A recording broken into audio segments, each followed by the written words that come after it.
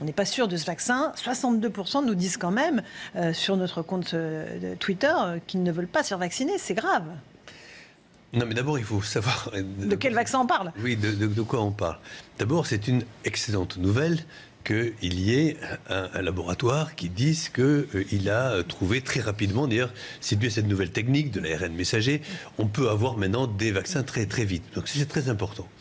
90% en plus, enfin, je veux dire, c'est l'efficacité. Voilà. C'est pas rien, je veux dire. Donc il faut le prendre en considération. Alors après, il faut bien expliquer. Il y a 40 000 participants, 20 000 sous placebo, 20 000 sous vaccin. Et là, il faut voir qu'en effet, les 90% qui se sont fait contaminer, ils étaient dans le placebo, et les 10% dans les vaccinés. Donc on se dit, c'est bien, ça marche bien. On regarde d'un peu plus près. Et là, j'ai regardé de plus près. Il y a 1682 vaccinés depuis 2 mois, mais 27 000 depuis 1 mois. Et donc, comme vient de le dire mon collègue Pialou, c'est un peu tôt. Voilà, c'est-à-dire que, si vous voulez, il ne faut pas dire que c'est pas vrai. Il faut dire juste que c'est un peu tôt, parce que l'on soit protégé pendant 1 mois ou 2, ben c'est très très bien. Enfin, ce qu'on cherche, vous avez vu que on peut se faire réinfecter pour le coronavirus. On en a parlé souvent ici. Donc la question, c'est attendons 2-3 mois pour être sûr au moins. Pourquoi c'est important? Parce que nous avons 2 précédents graves. Le premier, c'est dans les années 60, vous n'étiez pas né, c'était l'époque du virus syncytial respiratoire, peu importe. Il y avait un vaccin qui marchait, mais qui marchait de manière très courte. Donc on a été protégé de manière très très courte. Quand on reprenait le vaccin, quand on reprenait le virus, là, la maladie était beaucoup plus grave. Pareil lorsque Sanofi a fait le vaccin contre la dengue il y a 4 ans aux Philippines. On a été obligé d'arrêter. On ne l'a pas trop dit, mais parce que quand la dengue était reprise, elle devenait beaucoup plus grave. Donc c'est ma deuxième remarque. Et enfin, pour terminer, je dirais de quoi parle-t-on? Est-ce que un vaccin, c'est efficace quand il n'y a plus de fièvre, de douleur, de perte de l'odorat, des signes cliniques, ça c'est le cas Pfizer, ou est-ce que c'est lorsqu'il n'y a plus d'infection? Parce que vous savez qu'il y a beaucoup de gens asymptomatiques. Et donc là pour Pfizer, c'est sur les signes. D'accord, la brillante exposé. Mais moi, ma question de fond, c'était l'acceptation des Français de ce vaccin. Mais oui, mais c'est hyper important. Si vous nous trouvez le vaccin, et on prie pour que Pasteur, Sanofi, firme française le trouve, mais si les Français nous disent, attendez, non, on ne peut pas se faire vacciner, c'est un vrai souci. Non, mais là, il faut être quand même assez clair. C'est-à-dire que les vaccins obligatoires en France, moi, je ne peux plus supporter les gens qui disent que ça ne marche pas, que c'est dangereux. Je ne supporte pas. Parce que je trouve que c'est une des plus grandes avancées de l'histoire de la médecine. Donc, je veux dire, et d'ailleurs, Mme Buzyn, dont on dit beaucoup du mal, d'ailleurs, mais là, elle avait été extrêmement courageuse de le faire. Elle n'avait pas eu peur de le dire. 11 vaccins obligatoires pour les enfants. Non, mais il ne faut pas exagérer, quoi. Enfin, le vaccin, c'est très important. Après, sur cette histoire-là, vous comprenez, ce sont des coups de bourse. Parce que qu'est-ce qui s'est passé, au fond? C'est peut-être, et j'espère que c'est un vrai vaccin, un bon vaccin. Enfin, quand même, c'est un communiqué, ça s'appelle un CP, le communiqué de presse, que vous connaissez bien dans votre métier. Bon, communiqué de presse fait par une entreprise privée, sans qu'il y ait aucun scientifique indépendant, et qui dit nous avons le vaccin. Et il n'y a pas un seul journal au monde aujourd'hui, une seule télévision au monde aujourd'hui qui n'a pas dit on a le vaccin. Et enfin, pour terminer, à 11h45 hier matin à New York, eh bien, toutes les bourses sont parties à l'euphorie, alors que il n'y a pas encore vraiment... C'est trop tôt, si vous voulez. Voilà. Vous avez raison de mettre cette prudence autour du vaccin. Moi, il m'est arrivé, personnellement, quelque chose d'absolument incroyable. C'est que j'étais ministre de la Santé au moment où on a eu le vaccin contre l'hépatite B. Ah oui. C'est un Français qui l'avait d'ailleurs inventé. Et peut-être qu'au fond, j'ai fait une part d'erreur. Je l'ai communiqué vraiment très fortement. Mais enfin, c'est extraordinaire d'avoir un vaccin contre l'hépatite B. Parce que je signale quand même qu'il y a 2% de cancer pour l'hépatite B et qu'il y a 30% de cirrhose. Donc je veux dire, c'est pas une blague. Oui, c'est pas une maladie. Et tous les adolescents qui font l'amour pour la première fois, la deuxième fois, ont des risques majeurs de se passer de l'hépatite B. Donc c'est pas rien. Eh bien, je reçois un coup de téléphone d'un de mes successeurs quand j'étais plus ministre, c'était Bernard Kouchner, et je vois à la une d'un quotidien le matin vaccin contre l'hépatite B, 2 points, sclérose en plaques, point d'interrogation. Alors, premier truc que je fais, c'est que je téléphone à mon successeur et je dis, mais qu'est-ce qui s'est passé? Explique-moi. Il me dit, mais il n'y a rien, il n'y a aucune étude. Je dis, mais comment ça, il n'y a aucune étude? On ne peut pas écrire ça comme ça. Et donc, il a fallu, d'abord on m'a accusé, parce qu'en plus ça peut arriver, vous donnez l'autorisation, le ministre de la Santé donne l'autorisation de faire un vaccin, et il peut y avoir un problème considérable, c'est possible, ça c'est le risque de tout médicament. Eh bien, nous sommes le pays au monde, Laurence Ferrari, où il y a le moins de mamans au monde qui font vacciner leurs enfants contre l'hépatite B. Vous verrez que, et on commente d'ailleurs, on aura le plus haut taux d'incidence de maladies hépatiques parce que par rapport aux Italiens, par rapport aux Britanniques, par rapport aux Espagnols. À cause de cette mauvaise information. Mais beaucoup moins vaccinés parce que, vous le savez mieux que moi. Oui, tout à fait. Ça perdure, cette croyance perdure. Ceux qui sont sur le terrain, ils le savent mieux que moi. Oui, on le sait. Toutes les mamans disent, vous êtes sûr parce que j'ai entendu que, etc. Mais c'est catastrophique. Il faut que la science avance prudemment. On va bien voir ce que donnera le nouveau vaccin germano-américain. Je salue quand même l'effort considérable qui a été fait d'essayer de trouver dans les meilleurs délais quelque chose qui quand même nous rassure un peu. Alors même s'il y a encore des gens qui se méfient en disant « Oh là là, voyons ce que ça va donner », moi, dès qu'il arrive à Paris, je me précipite pour me faire vacciner. Il faut être extrêmement prudent puisque entre le 7 mars, premier confinement, et le début de l'amélioration, c'était 17 mars, pardon. Début de l'amélioration, c'était le 7 avril. Donc il a fallu 3 semaines. Donc là, il faut attendre véritablement. On ne peut rien faire d'autre. Ceci étant, ce confinement est quand même moins strict que le premier. Et d'autre part, il y a le masque, il y a les gels hydroalcooliques, et il y a un certain nombre de choses. Moi, je voudrais dire que maintenant, je crois que les futurs... Enfin, je n'ai pas mon mot à dire comme ça, j'ai aucune leçon à donner, mais je crois que les futures conférences de presse doivent se passer en 2 temps. Un premier temps, on dit ce qui se passe aujourd'hui, donc il faut diminuer en effet la saturation des lits de réanimation, etc. Et puis, comment on se prépare dès l'instant où on va arriver à 5000 cas par jour, là, comment on fait, alors que tout le monde croira que c'est fini une nouvelle fois, comment on fait pour dépister tous les gens dans les EHPAD, dans les universités qui vont réouvrir, dans les lycées, dans les collèges, les personnes qui ont plus de 65 ans, 2 fois par semaine, ceux qui sont hypertendus, surcharge pondérale. Ils disent oui, ils disent non, mais au moins on leur propose. C'est de la santé publique. C'est très important. Et ceux qui sont isolés, Monsieur Dacier, eh bien, ceux qui sont positifs, il faut les isoler. C'est très important par des méthodes avec l'État qui doit s'y mettre à fond, y compris soit. En fait, c'est très simple. Il faut des brigades, il faut des gens. Il faut des brigades médicalisées, mais il faut ce qui avait été annoncé la première fois. Voilà, mais il faut le préparer maintenant. Ça fait combien de millions de personnes, cher docteur? Mais ça fait, eh bien, allons-y, 40 000, 50 000 personnes. Vous les mettez où? Eh bien, vous réquisitionnez, je vais vous dire, vous réquisitionnez toutes les 3e, 4e, 5e, 6e années de médecine. Pareil pour les infirmières, les retraités médecins, on y va. Les retraités infirmières, on y va. Les retraités kinés, on y va. C'est ça qu'il faut faire parce que sinon, c'est pas de diminuer ou les médecins ou les étudiants, parce que c'est pas le fait de diminuer la maladie qui compte, c'est de l'éradiquer. Et regardez ce qui se passe dans les pays asiatiques qui ont fait ça, eh bien, ils l'ont éradiqué. Ça marche. Ouais. Alors, docteur Inaoui-Rosé. Alors là, c'est le monde idéal. C'est ce qu'on aurait tous voulu. Oui. Mais la réalité, elle est haute. Moi, je sors d'une... Non, mais on ne peut pas le faire. Infaisable. On ne peut pas le faire parce qu'on est dans... Regardez, les hôtels, on l'a fait, les gens sont partis au bout de 2 jours. Attendez, laissez-la parler. On a commencé à le faire, on l'a proposé. Ça, c'est pas fait.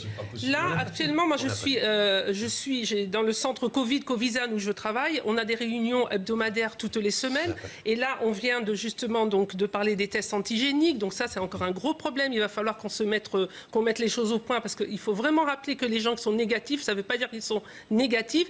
Et donc, on a discuté... Attendez. Ils ne sont pas négatifs s'ils sont négatifs? Non. S'ils sont négatifs, ils ne sont pas obligatoirement négatifs. Ah ouais. La seule certitude pour le test antigénique qu'ils vous donnent, c'est quand il est positif. Donc là, ça permet d'aller vite. Mais quand il est négatif, c'est pas possible. La deuxième chose, l'organisation de rappeler les patients tous les jours ou tous les 2 jours pour savoir s'ils sont bien isolés, si ça se passe bien, les cas contacts. Il y avait Covidom, vous savez, cette plateforme de la PHP haute. Uniquement pour l'Île-de-France, oui. Déjà pour l'Île-de-France. Déjà, elle a été plus ou moins désactivée. Ils réessayent de l'activer, ils n'y arrivent pas. Parce qu'il faut mettre les étudiants et autres, et les deuxième année, troisième, ils n'y arrivent pas. Et là, ils nous demandaient... Moi, j'ai une question. Pourquoi ça marche en Autriche? Pourquoi ça marche en Allemagne? Très, très bien. Et attendez, je vais vous dire une dernière chose, parce qu'on n'y croit pas. Et vous voulez que je vous dise, cet après-midi, j'étais en train de demander que les tests antigéniques, on était en train de parler de déconfinement. J'ai dit, il faut absolument qu'on se fasse des petites réunions complémentaires avec les différents groupes pour préparer notre déconfinement, aller tester les gens dans les écoles, les aéroports, partout. Moi, je suis, comme vous, à fond là-dedans. Et du coup, une personne d'un des centres me dit, mais vous savez, on a fait des Barnum sur 3 jours dans le nord de Paris, et le résultat a été que c'était 3% de tests positifs. Je leur ai dit, c'est impossible. À une époque où on a 20% de positifs, il y a quelque chose qui... Et se basant sur cet exemple, l'ARS ne souhaite pas diffuser... Alors attendez, se basant là-dessus... On y est là, on est vraiment dans le sujet. Alors on en discute, et après ils me disent, mais les choses peuvent changer. Je dis, mais c'est maintenant qu'elles doivent changer les choses. Mais vous voyez, ce que je veux dire, c'est qu'on n'y croit pas. Non, mais j'ai compris, mais on n'a pas les gens. Moi, je vous réponds. En fait, on est exactement dans le sujet, et c'est formidable qu'on ait ça sur le plateau en direct avec quelqu'un que je respecte énormément. Le sujet, c'est que il faut un état-major dans une guerre. Et cet état-major ne peut pas être uniquement que le ministère de la Santé. Parce que il n'y a pas de gens qui sont habitués vraiment aux crises, au fond. Donc il faut le ministère de la Santé qui dit il faut exactement ce que vous venez de dire, il faut dépister, il faut isoler. Et puis à côté, il faut des préfets, des gens qui ont l'habitude de l'État, de l'organisation hiérarchique, et qui disent c'est une stratégie ministérielle, point terminé, c'est comme ça. Parce que le président de la République, je suis persuadé qu'il veut, lui, qu'il y ait tout ça. Mais au fond, ça n'embraye pas. Donc il faut préparer le confinement, le dépistage, les isolements des malades le plus vite possible, de manière, alors je ne vais pas dire militaire, de manière quasiment rigoureuse. On n'a pas besoin de militaire pour ça. De manière rigoureuse. Et mais c'est extraordinaire de voir qu'un médecin dit ça. Covidom, ça marche plus maintenant, je viens d'apprendre ça maintenant. Vous êtes en train de réactiver. Oui, mais vous vous rendez compte qu'en Autriche, en Allemagne, en Corée du Sud, ça fonctionne très bien. Donc il faut que ça marche ici. Voilà. Et les fameux tests antigéniques, donc c'est pas la panacée, puisque si on est négatif, on n'est pas négatif. Non. On est sûr que quand on est positif... Non, mais vous êtes mal exprimé. C'est parce qu'en fait, l'avantage de l'antigène, de l'antigénique, c'est quoi? C'est que vous allez faire un test. Et j'ai le résultat rapidement. Et vous êtes, imaginons... Immédiatement, vous l'avez. Voilà, vous l'avez immédiatement. Et si vous êtes positif, surtout, ce qui est important, c'est que là, vous faites un PCR immédiatement, on voit et on vous isole le plus vite possible. Mais ça, c'est extrêmement important parce que les théâtres, les petits commerces, les cinémas, les salles de culture en général, de musique, là, immédiatement, de sport. Mais les commerces. Mais ça peut réouvrir. Si vous avez, non, pas maintenant, mais quand on sera passé à 5 000, quand on aura baissé, quand le confinement aura marché. On est à 50 000. Hein. On est à 50 000. Ça fait la marge encore. Oui, mais le jour où ça va commencer à baisser, c'est ce jour-là. C'est ce qu'on n'a pas fait au mois de juin, au mois de juillet, au mois d'août. Vous m'isolez. Vous me mettez où alors je vous dis, Monsieur Dacier, à mon avis... Si vous me mettez au Plaza Athénée, bon, je veux bien aller à l'hôtel. Je vous dis, Monsieur Dacier, à mon avis, vu la carrière que vous avez, vous devez avoir plus de 2 pièces chez vous, à mon avis. Donc voilà. Donc vous devez avoir une chambre, et vous pouvez, dans cette chambre, être isolé, et on vous fait passer les repas 2 fois par jour ou 3 fois par jour, et surtout on dit à votre femme, à vos enfants, le couteau, la fourchette, on le relave, etc. Et ceux qui n'ont pas une pièce particulière dans le foyer. Non, mais laissez-moi répondre. Ça, c'est M. Dacier. Si M. Dacier était seul chez lui, et eh bien, là, on trouve un système qui fait que on vous apporte soit les voisins, soit l'aide sociale, soit la mairie, soit les médico-social. On vous amène les repas devant chez vous et vous les prenez. Et enfin, troisièmement, pour ceux qui veulent, on organise au niveau de l'État, avec l'accord du président, d'accord sans jeu de mots, ou d'autres chaînes. Il y a des mairies comme Perpignan qui l'ont fait de manière extraordinaire. À l'hôtel, il y a l'hôtel 3 étoiles et 4 étoiles. Ils sont vides, les hôtels, là. Comment? Ils sont vides, les hôtels. Il n'y a pas beaucoup de touristes. Les hôtels sont vides, c'est ça. Et donc, je peux vous assurer qu'un bon petit déjeuner, un bon dîner, ça sera beaucoup moins cher pour Bruno Le Maire que de payer pour après. Mais la logistique, cher ministre, la logistique, c'est pas rien, vous vous rendez compte? Il y a combien de personnes qui ont plus de 65 ans? Oui. Je voudrais voir de près ce qui s'est passé en Allemagne. Mais vous savez, c'est beaucoup plus complexe que ça. Quand vous appelez les gens... Mais on y arrive, on le fait. Parce qu'il faut tous les jours appeler les gens. Moi, je me suis mise à appeler, je reprends tous les patients depuis 7 jours. Donc la semaine dernière, hier soir, j'en ai appelé une trentaine pour prendre des nouvelles. Oui. Pour les positifs. Que les positifs et les cas contacts positifs pour savoir s'ils sont devenus. Mais j'ai vraiment fait mon enquête et j'ai dit à mon groupe, il faut qu'on fasse ça tous les jours à tour de rôle. Donc c'est possible si vous l'avez fait. Mais attendez, non, c'est pas possible. C'est parce que je le fais toute seule pour l'instant, je lance le truc. Et bien alors on organise. Non, mais c'est pas possible que la 5e puissance économique du monde n'organise pas quelque chose pour parler à tous les positifs. C'est pas possible. Eh ben non, ça se fait pas. Je vous assure. Je vous dis que c'est anormal. C'est complètement anormal et je suis d'accord avec vous. C'est pour ça que je me suis mise à faire ça. 7 jours sur 7. 7 jours sur 7, tous ceux qui ont été positifs. Vous êtes formidable. Mais non, il n'y a pas de formidable. Il faut juste cette logique. Ça n'existe pas. Il n'existe pas le système pour faire ça. On est en train de discuter pour le mettre en place et il faut surtout convaincre les gens de le faire, c'est-à-dire nous, les soignants, etc., de l'utilité. Et je peux vous assurer que moi, j'en suis sûre que ça va être utile parce que les gens... Ce que vous venez d'expliquer à M. Dacier, ils ne le font pas, même quand vous leur expliquez. Et moi, je les ai rappelés hier soir, ils m'ont dit, eh ben non, on mange ensemble. Ah ben non, vous savez, c'est un peu compliqué. Attendez, les positifs, elle m'a dit, mais non, mais moi, je suis obligée de sortir parce que j'ai une personne âgée à aller voir. Mais une personne âgée à aller voir? Oui, vous n'imaginez pas, mais vous n'imaginez pas, vous n'imaginez pas. Donc, ça ne sert à rien d'imaginer qu'on a tout en place. Il y a tout à mettre en place. Non, pour l'instant, il n'y a rien en place. Mais je peux vous assurer qu'on peut le faire. Comment se peut-il qu'il n'y ait rien en place? Non, il y a rien. Ça paraît dingue. Non, il y a quand même des choses. Juste, excusez-moi, mais si on veut éviter la 3e vague, parce que le sujet d'un confinement, c'est qu'un confinement, c'est un drame sanitaire pour tous ceux qui ont des maladies psychiatriques qui sont en train de décompenser. C'est un drame pour les addictions, c'est un drame pour les dépressions, c'est un drame économique. Vous diriez, évidemment, avec des faillites, des suicides et 1 million de plus, quand même, de gens qui vont tout de suite devenir beaucoup plus pauvres et à la banque populaire, à la banque alimentaire. Donc, je veux dire, c'est épouvantable. C'est épouvantable. Donc, la seule solution pour éviter la 3e vague et donc le 3e confinement, c'est ce que je suis en train de vous dire. Mais je vous assure, et on prend tous les gens qu'il faut, les bonnes volontés dans ce pays, dans son histoire. On lance un appel alors. On lance un grand appel. Mais l'appel a été lancé. On fait ça. Vous savez, dans notre stratégie, ce qui a vraiment échoué, parce que moi je suis sur le terrain depuis le début, depuis le mois de mars, testé, tracé, isolé. Notre échec, c'est l'isolement.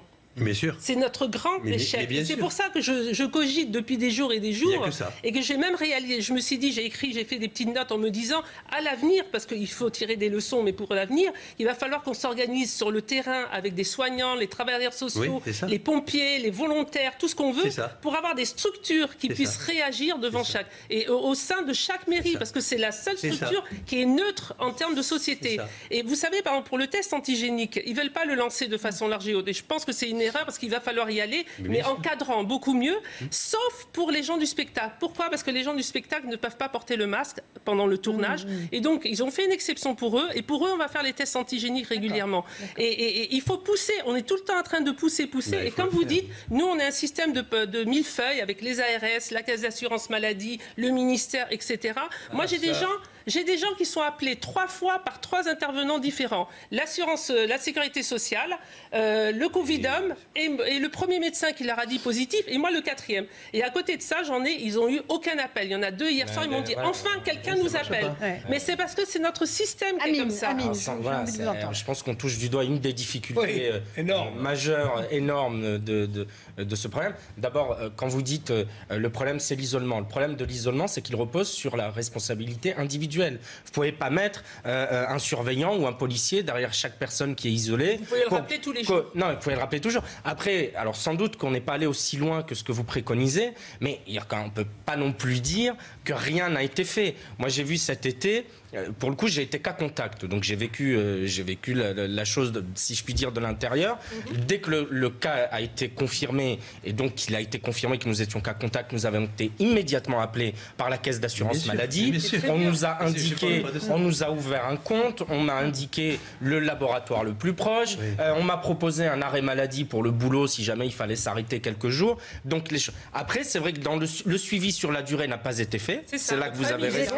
Dans la nature, et qu'évidemment, rien ne pouvait prouver à mes interlocuteurs que mon isolement était respecté dans les faits et que je leur racontais pas en gros des bobards. Donc la difficulté, elle est là. Et sans doute qu'une des solutions, Jean-Claude disait, ça ne s'est pas fait. En Espagne, le secteur hôtelier s'est mobilisé. Effectivement, les hôtels étaient vides puisque les touristes n'étaient plus là.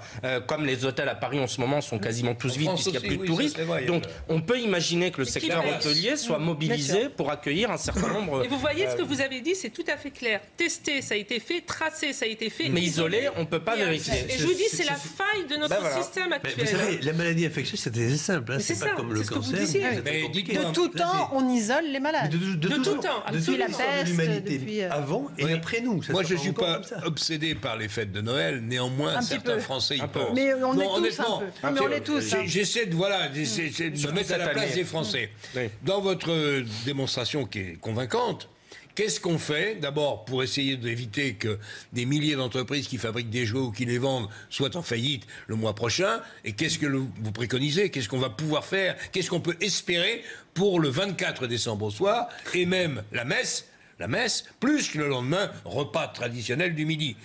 On fait quoi une semaine avant. Alors, tous ceux qui veulent aller voir leurs parents ou grands-parents qui sont à risque et autres, dans les 10 jours qui précèdent, prennent zéro risque. Ou sont testés. Et se font tester. C'est-à-dire qu'ils prennent zéro risque. Vous n'allez pas prendre un pot avec un... Surtout si on est au moment si on a déconfiné mais qu'on a gardé un couvre-feu, ce qui sera probablement le cas. Parce Absolument. On ne peut pas mettre un déconfinement sans couvre-feu derrière. Eh ben, dans les 10 jours qui précèdent, vous faites attention. Vous n'enlevez à aucun moment donné votre masque pour aller prendre, fumer ou manger avec quelqu'un. Vous ne prenez zéro risque. Vous mettez ça en tête. Et 3-4 jours avant d'aller rendre visite, test. Donc, 14 décembre, on se dit, on ne prend plus aucun risque. Vous allez faire les courses. Et le 20, test. On fait le test. Et le 20-21, on teste. Et si on connaît le résultat. Pas de réveillon. Ah ben non. Chez vous, tout seul. Ceinture. Alors là, oui. On regarde la télé, on regarde et à la rigueur, je dirais même test 3 jours avant. Et le luxe, ça serait le test antigénique la veille ou le jour même. Oui, c'est ça, exactement. Bon, enfin, s'il faut se refaire un test PCR derrière. Non, le test antigénique chez le pharmacien qui vous dit tout de suite. Oui, mais vous me dites que les négatifs ne sont pas négatifs. Alors... Non, mais au moins, ça élimine les positifs. Noël, vous croyez qu'on pourra le fêter en famille, Philippe de Stobladé? Non, moi je pense que le confinement va avoir son effet comme tout confinement. Dans 15 jours.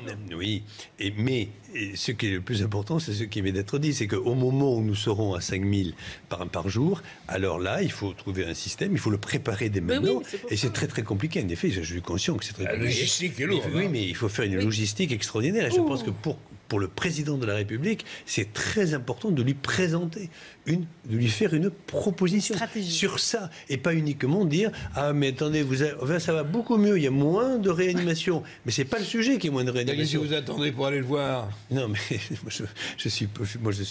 j'étais 2 fois déjà au ministère. Justement. Non, mais je le dis là comme ça. C'est très important d'avoir ce plan stratégique. Donc il faut Castex jeudi, il est 2 parties dans sa conférence de presse. Le constat et la stratégie. Vous avez un médecin comme Gérald Kierzek qui a fait justement une tribune dans Le Point récemment sur ce sujet. C'est extrêmement important parce que si vous ne le faites pas, il peut y avoir un drame. Donc aujourd'hui, on est branché uniquement sur la saturation des lits. C'est bien, c'est important, c'est même capital. Mais ce qu'il faut, c'est réussir le déconfinement. Dès qu'on est passé à 10 000, 5 000 par jour de contaminés, là, il faut mettre en place un système dans lequel il y a une partie ministère de la Santé, une partie ministère de l'Intérieur et une partie ministère des Affaires étrangères. Parce que il n'est pas pensable qu'une personne encore arrive dans les aéroports. Alors, je sais qu'il y a très peu aujourd'hui de vols, mais enfin, c'était encore vrai il y a 15 jours, il y a 3 semaines, il y a un mois, n'en parlons pas, sans qu'il soit dépisté avec, en 20 minutes, on lui dit « oui, non, monsieur ». Et si c'est « oui, monsieur », vous êtes à l'isolement. Voilà, c'est comme ça. Vous ne pouvez pas, vous n'avez pas le droit. C'est la loi. Il n'y a pas que les aéroports, il y a les gares aussi. Pareil dans les gares, pareil dans les ports. Voilà. Donc c'est une politique. Donc je crois que, si vous voulez, là, on doit prendre nos responsabilités parce que sinon, à la sortie, c'est toujours les mêmes qui vont prendre. C'est-à-dire que, au fond, voilà, on va faire un 3e confinement, ce qui n'est pas possible sur le plan économique. Donc, autant je trouve que c'est très très bien fait. Et le travail que fait Bruno Le Maire, le travail que fait le président de la République sur le plan de l'économie, très franchement, je ne sais pas quel est le pays au monde qui fait mieux. Oui. Mais on est les meilleurs pour ça. Oui, je crois qu'on est vraiment les meilleurs et il faut le dire. Bon, il faut le dire. Oui. Et à côté, sur le plan là de l'organisation stratégique, je trouve que, alors nous avons le conseil scientifique, nous avons l'agence du médicament, nous avons l'autorité de la santé. Voilà, il y a du monde. Nous avons on adore les comités. Il y a du monde dans l'organisation. Et avec un ministre de la Santé, il faut aussi se mettre à sa place, qui doit être du matin au soir, complètement rivé sur l'affaire des urgences et de la saturation. Donc il faut organiser stratégiquement et surtout logistiquement. Mais le monsieur des confinements, c'était Jean Castex, si je ne m'abuse. Et il est Premier ministre. Il pourrait quand même jouer ce rôle-là aussi, non? Oui, mais il n'est pas médecin. Lui, je pense qu'il ne demande pas mieux, Jean Castex, que de faire ça. Mais il faut faire un plan logistique et stratégique. Est-ce qu'on peut espérer que d'ici la fin du mois de novembre, c'est-à-dire il reste quoi, 15 jours, on arrive à flirter avec les 10 000 cas à jour ou pas? Mais est-ce que c'est un rêve? Mais j'en suis persuadé. Je suis persuadé que on va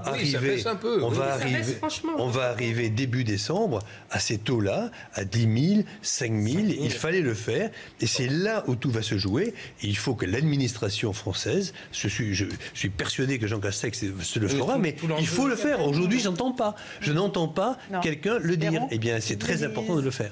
Si on gère bien le déconfinement, on va réussir à passer Noël correctement. Et on va peut-être réussir à ne pas avoir une 3e vague et un 3e confinement dans les dents en janvier ou février. Le Blasile veut m'enfermer dans une chambre sans eau ni électricité. Si, avec eau. Vous n'avez pas d'eau d'électricité dans votre maison? Non, mais à ces conditions-là, il y a quand même des raisons d'espérer. Il y a aussi des gens qui sont mal logés, ou logés moyennement bien. Non, mais ça, c'est un sujet qui est même majoritairement, hélas, le cas dans ce pays. Mais bien sûr, c'est extrêmement important, et je vous remercie de le dire, parce qu'en fait, cette maladie, c'est un catalyseur d'inégalité sociale dans tous les pays du monde. Et en particulier scolaire, mais il est vraiment, les gens, évidemment, les foyers, par exemple, les foyers d'ouvriers immigrés, ou par exemple Seine-Saint-Denis, c'est 172% de surmortalité. Vous vous rendez compte de quoi je parle là, c'est effrayant. Donc oui, on a pensé aussi à avoir des hôtels spécialisés pour ces personnes. On voit bien que sur le plan social, mais il faut le faire.